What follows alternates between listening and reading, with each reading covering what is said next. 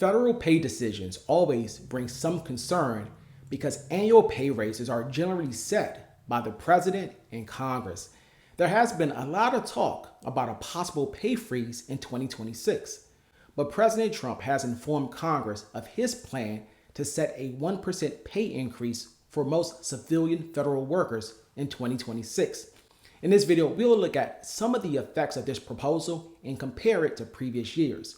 I'll also cover how a special carve-out has been proposed for certain law enforcement positions. But before we dive into the details, welcome to the Money Briefing. My name is Jarrell Harvey, and I'm with Fedway Financial. On this channel, we cover topics related to personal finance, federal benefits, and retirement planning. So if you find this video helpful, please consider sharing and subscribing.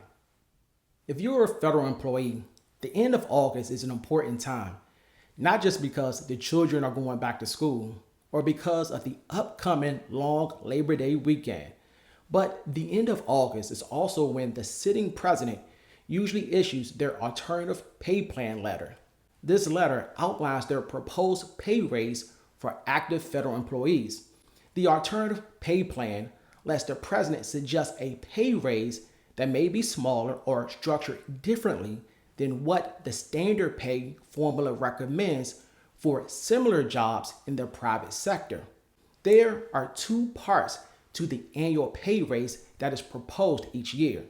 One part is a general increase to base pay, and it is the same for all employees. The other part is an increase to locality pay, which could vary based on where you live.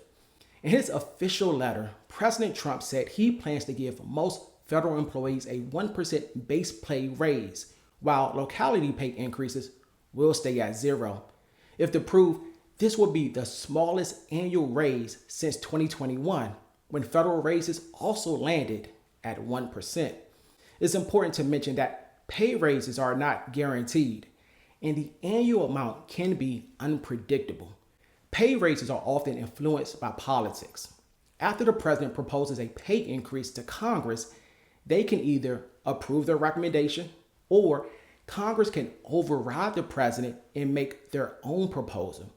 Congress did this during Trump's first term, so it's still possible that the 2026 annual raise could be higher than the proposed amount.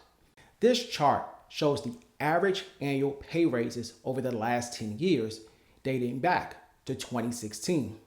In his alternative pay plan letter, President Trump made a clear exception for certain law enforcement personnel. A part of his plan allows some law enforcement employees to receive the same 3.8% pay raise that's planned for military members. The letter directs the Office of Personnel Management, or OPM, to work with federal agencies to decide which law enforcement roles will qualify for the larger increase. It's expected that several law enforcement roles, like immigration enforcement, will increase hiring under the current administration.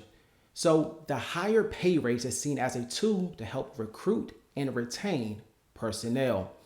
We still have a little bit of time before the pay raise is approved and signed into law. The salary increase will go into effect the first full pay period of 2026, which for most federal employees will begin on January 11th.